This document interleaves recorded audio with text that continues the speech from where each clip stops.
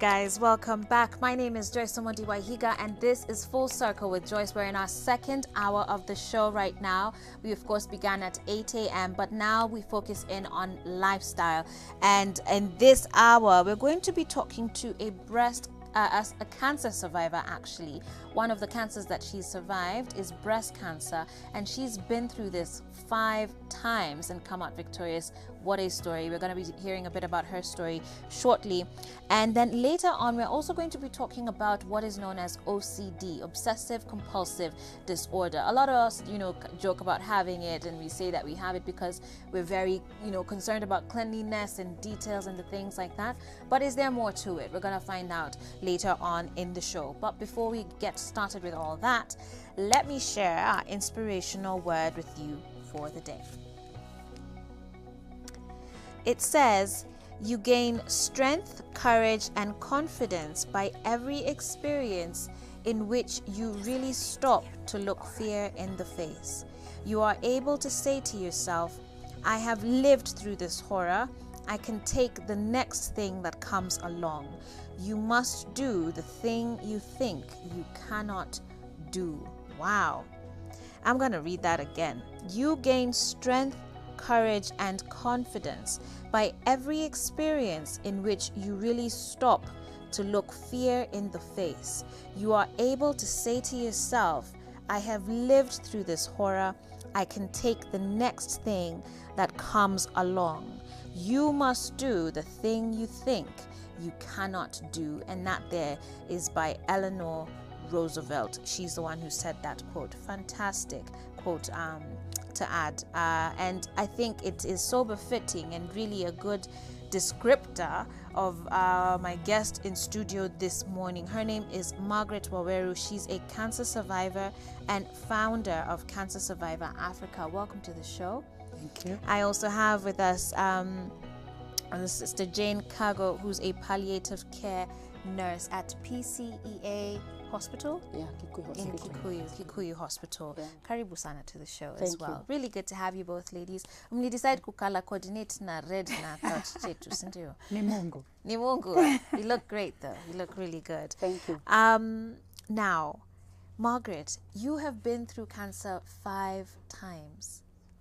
Wow. One of them was breast cancer. Yeah. Talk to us about the first time you were diagnosed. Which other forms of cancer have you been through?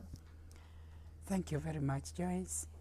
I was first diagnosed with cancer in 1997. That was breast cancer of the right side. And of course it wasn't easy, but I underwent surgery, amputation of the whole breast, and I underwent radiotherapy, 30 sessions, and chemotherapy, 6 sessions. And then the 6 sessions of chemotherapy, then 5 years treatment, that was tamoxifen. And so I was okay. And I believed like I am healed. Yeah. And my life was okay. And I went on very well, healthy girl, and happy, and preaching the gospel that Come I'm on healed. now. Yeah. Then come 2010, the recurrent, which came like a force, came like a museum, and the other breast was attacked, and the lungs, the throat, the neck, and the diaphragm.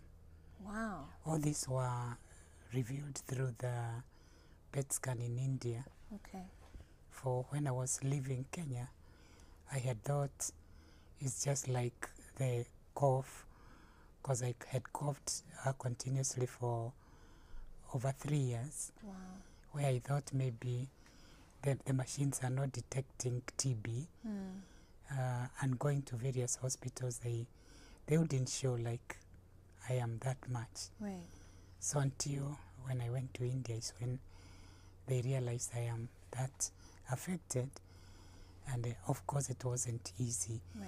And by the time I'm arriving in India, I had lost blood. My HB was 5.3. Wow. Actually, that's something I thank God, because even the oncologist asked Margaret, where did you pass? As you understand, passing through the ocean, you know, the such patients can collapse on the plane. Sure. But God took me through. Yeah. And immediately was prescribed 3 pints of blood. My blood group is B positive, and surprisingly, God's plan is true and amen. Because the 3 pints were the only B plus in their blood bank. Oh my goodness. And so that's God's doing. Absolutely. I normally see this in God. Wow. But I want to thank God because during the transfusion period is when God talks in, I tell people God talks in English. And he spoke and told me that do not be afraid.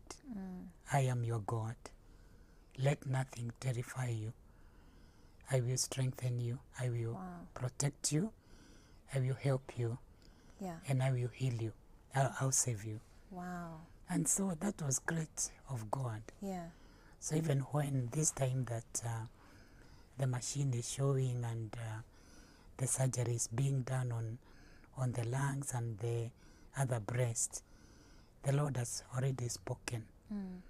Though, of course, as a human being, you get affected. Sure.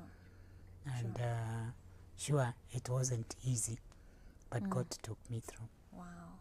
Yeah. Wow, you have quite a story. What a testimony that is. And That's I mean, God. we can hear from your voice that, you know, you're breathing quite heavily too. Is that also from what you went through then with the cancer affecting your lungs? Yeah. But look at you, you're here. It's God. It's God. And Sister Jane, Yes. you are a palliative care nurse, and I don't know how long you've been in that profession, but how many people over the years have you seen be affected by cancer? Are more people, does it seem like more people are being affected by this today now from your own perspective as a nurse? Okay, so many people are affected. I don't have the figures, but I want to say, especially with the breast cancer in women and cervical cancer in women has been so much. And of recent, it's like the number is continued to raise. Yeah. And it has been, we have been seeing many patients, I can say. Sure. And what I say is that if somebody is not infected, is affected, because if you start to do and check with people, you find that at least somebody has had, even if it is not a close relative, there is somebody you know that has cancer. An auntie, a An sister, auntie, a sister, a friend. There is somebody, you just get people, they are contributing for somebody who is going to India, they're contributing for somebody who is going to KNH. Yeah. So it is quite an issue right now. Yeah. And in a few moments, Sister Jane here is going to be showing us how to do a self-breast examination exam, because one of the biggest things that we talk about is that prevention, right? And how early detection is so important. And so you can look forward to that, as well as just a review of some of your feedback and comments. Again, 22999 is the SMS line. We'll be back after this break.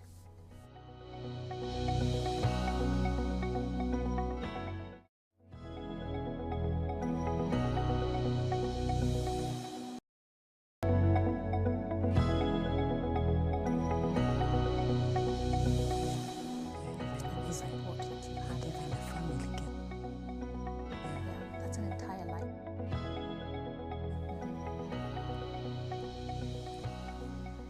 Wow, guys, welcome back to Full Circle with Joyce.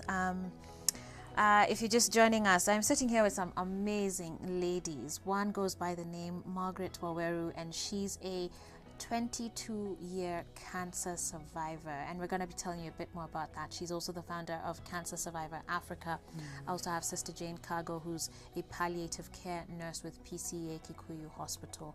Karibuni tena to the show, and thank you so much for sharing your story. Thank you. Now, Margaret, you're literally a walking miracle. I mean, because you were first diagnosed with cancer in 1997. Yeah. And so and then you got it again in 2010, and you're still actually in treatment for that, which was stage 4 cancer, making this a 22-year journey for you. Yeah. I mean, incredible. That is a miracle. And just to put things in perspective, by the time someone is diagnosed with stage 4 cancer, I mean, that's usually, you know, not very good. And you had it had really spread, right? You're saying your neck, your lungs, your whole Diaphragm, your diaphragm, breast. your other breast, and that's in 2010. It's 2020 next year, in 3 months or so. And for you to be sitting here walking, looking as beautiful as you do, as radiant as you do, and just running your life and doing your business, I mean, surely there is a God in heaven if you've never believed it. My goodness. So over the last almost 10 years now, you're still undergoing treatment for stage 4 cancer. Yes. Sister Jane. Yes. That is almost unheard of. It's actually quite rare, isn't it? Actually, for stage 4, for somebody even to survive a year, it's a thing. Yeah. So this one is a miracle, and it is the doings of the Lord. And normally I tell people, we normally have a support group with them in our hospital, and I tell them that cancer is not a death sentence. The only person that has a word to our death is God. He's the one who knows how long we are going to live. Yeah. Because sometimes you get people who didn't have a cancer, didn't have any issues, and they just don't wake up. So it's not something common that you get a stage 4 living for that long. Right. That's a miracle. Right. And back in 97, that puts this journey at 22 years. You know, did you have any sort of inclination, you know, about cancer then? I don't know what the times were. I was still a little girl. I was in I was in primary school. But you know, did you have any sort of inclination as to this is cancer, what is cancer? You know, how was it coming to terms with that information back then, when perhaps the science wasn't as advanced as it is today? Yeah, thank you, Joyce. Of course, yeah, back those years, 1997 and before, cancer, to hear somebody has cancer, it was like, this must be a witch, you know, somebody's amerogwa, or maybe you've done wrong to God, or you're very old. Because I remember, and then at times, you know, it's like you're an outcast in a way. And actually, when I was first diagnosed and I was told I'm cancerless, I was a young married woman. And the first thing I thought, now I am calling separation. Because, you know, most couples used to separate because of that. Though it happens even today. And so, of course, then the other thing you think in your mind is you die anytime. And so it wasn't easy even to absorb that. Yeah. And actually I remember so many people joined in prayer. You know, this case of Jesus, when he was requesting his Father God to remove the cup from him, and honestly speaking, finally he had to accept it. And so this is what happened even to me. By then I used to work in Kikuyu Hospital. And I'm a people person, so people used to pray so hard. Some of them were fasting. But I remember on admission day being a Sunday, and the following day is operation day. At dawn is when I told the group that was nearer to me, I told them, if the Lord has said I have to undergo this, let God's will be done. Wow. And so we relaxed. Yeah. And I remember when I was being trolleyed to theatre, the song that the Lord gave me is from the Psalms 23. Yeah. And I like it so much. Yeah. The Lord is my shepherd. I shall not want. That even if I pass through the darkest valley, Right. I'll fear no evil, because the Lord is with me. Yeah. And the testimony from the surgeons and the assistants were telling me, Margaret, all through, you were just praising God. Wow. And I Amazing. remember even when I woke up, because I was the first patient for operation in the morning at 8:30 in the morning, and I woke up at 6:30, as I'm told. The first person I was on my bedside was my father-in-law, Oh, wow. the late Reverend T.N.S. Dirango. And Okay. he tells me that I told him in English, Daddy, the Lord has done it. Amen. So which means I wasn't lost, I thank God. Yeah, absolutely. And we Yeah. praise him too for that, because you're here today sharing your story and encouraging so many others. Let me just read some of the feedback that we have coming in. Good morning, Joyce. Glad there's a guest to discuss palliative care, a very important concept which many Kenyans are aware and unaware of. That's from Jane, watching us in Dagoretti. Good morning, Joyce. Following the show, hope our ladies are learning the signs and symptoms of breast cancer. That's from Emmanuel Orate, Professor Manu, who's shared that comment. And in fact, someone was also saying, could you kindly talk about breast cancer in men?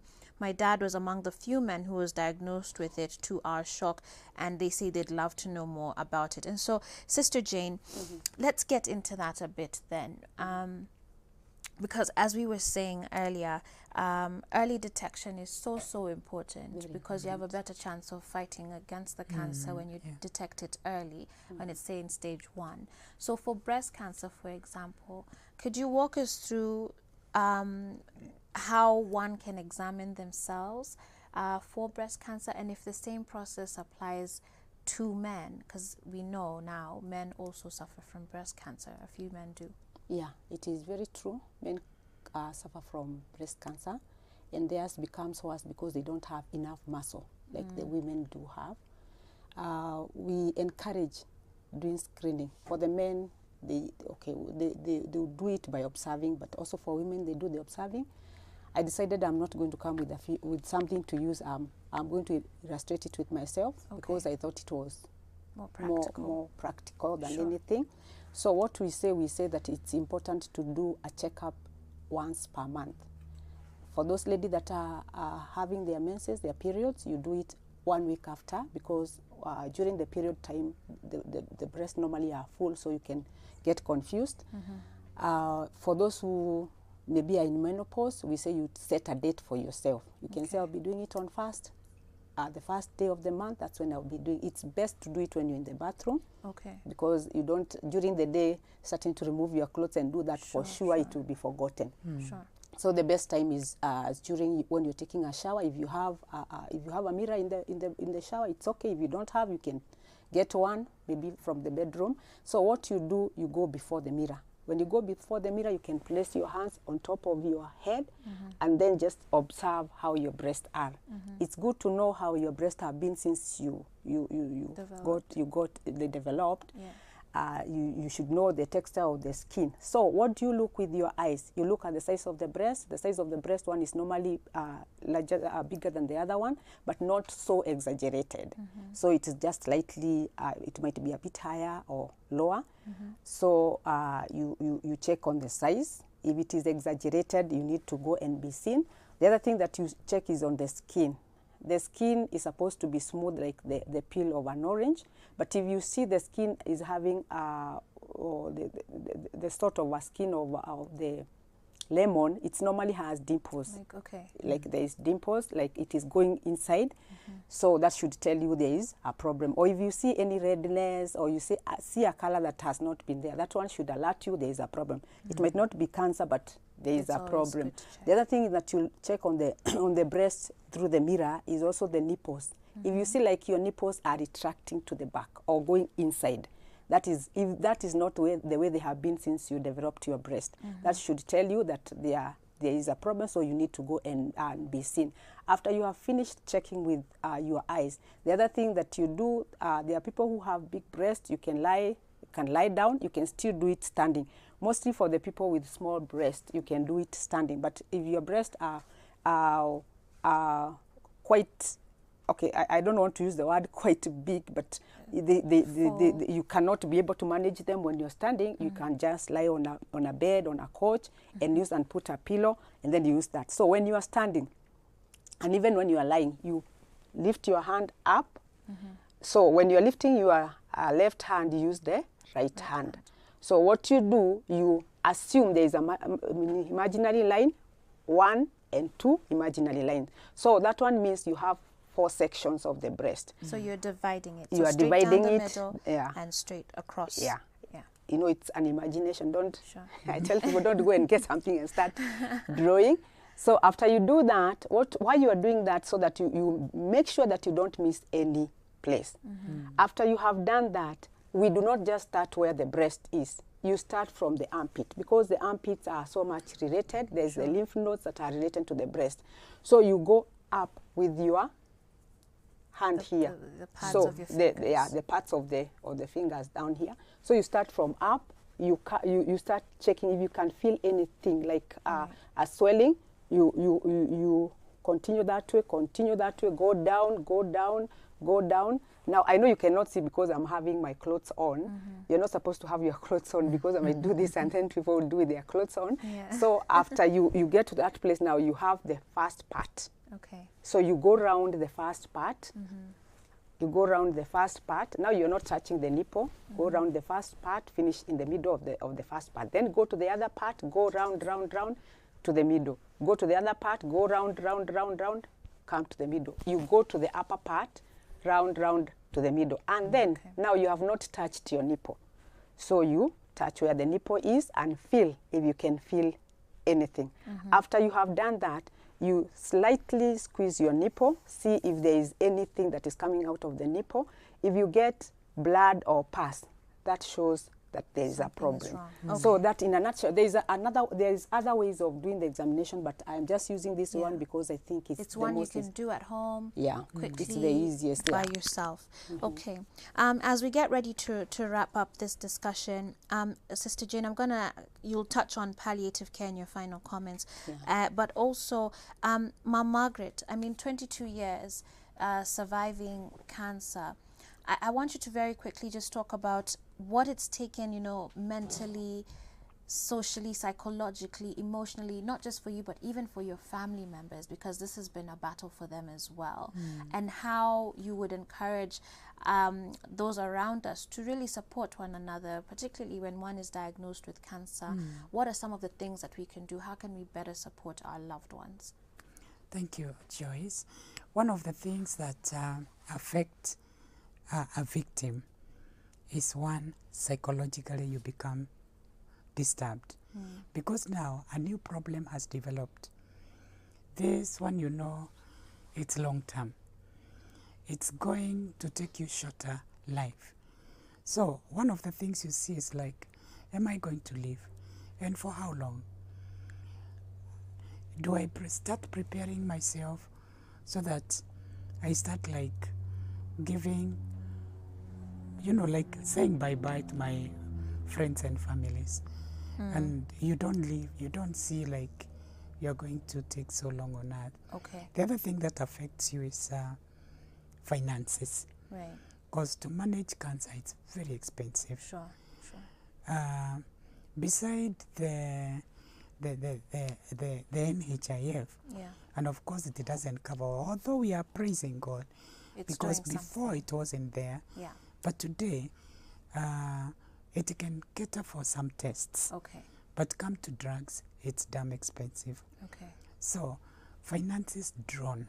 Okay. And I am a witness of that. Sure. So I'm sorry, I have to wrap up, but I think what I'm hearing you say is there's a psychological element to this, and it is so important that your social circle is helping promote a positive psychological space for you. Exactly. And even these, tukiona mchango, tutoe pesa tusaidiane, because as you're saying, it's super expensive to manage this. Yes. And for you, for example, who you within stage 4 alone, almost a 10-year journey, there's a tremendous commitment that is required to that. Actually, it is, Joyce, let me mention there. I told you I work with the community. Yes. It is like the Lord has given me the burden that today you call me for a patient, I see, I give hope. I have to run. Because if I don't, and here she's gone, I'll start saying, God, I wish I knew. Right. And so to walk that journey, Right. there's no kit for that. Yeah.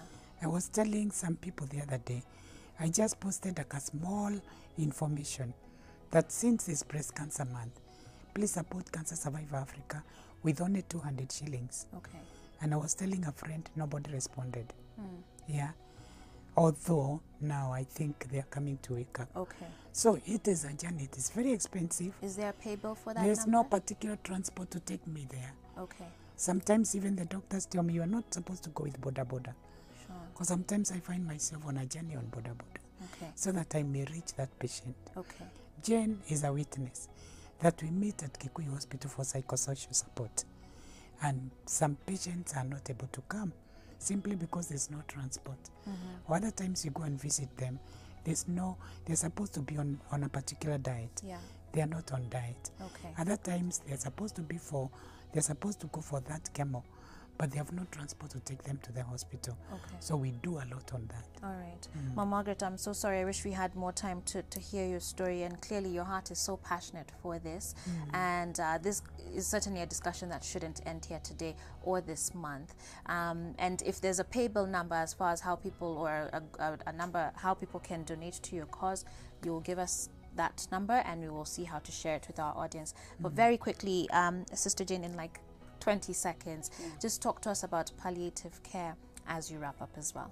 Okay, palliative care is the care that is given to the terminally ill or the chronically ill. And normally what we do, as Margaret is mentioning, there is the symptoms that comes with the cancer issue. It is like now the psychological issue. We call it the total pain. The total pain is whereby they are affected socially, they are affected spiritually, they are affected psychologically. And we don't deal with just the patient alone, and we don't just deal with the disease itself, but we deal with the person himself or herself and the family. So we take care of the whole family, and we ensure that they are going through it smoothly. There's other things, the blood would come down, sometimes they have constipation, they have pain, and these are the things that we take care of in the palliative care. And I want to just say that we are doing a screening at Kikuyu Hospital right now for the cervical screening, breast, and prostate. Okay. Oh, wow. And it's free? Yeah, it is. Okay, we are sharing a cost at 200 just to be able to buy the things that we are using for that. PCA Kikuyu Hospital, free screening, breast cancer, cervical, or breast, cervical, and prostate for those cancers. Ladies, thank you so much. I wish we had more time. Your stories are amazing. May God bless you and just continue to use you and to encourage so many others out there. I have to take a break. The time is running today. I have to take a break, but we'll be back in just a bit to talk about obsessive compulsive disorder. This is Full Circle with Joyce. Stay tuned. Are we to give the number? Thank you.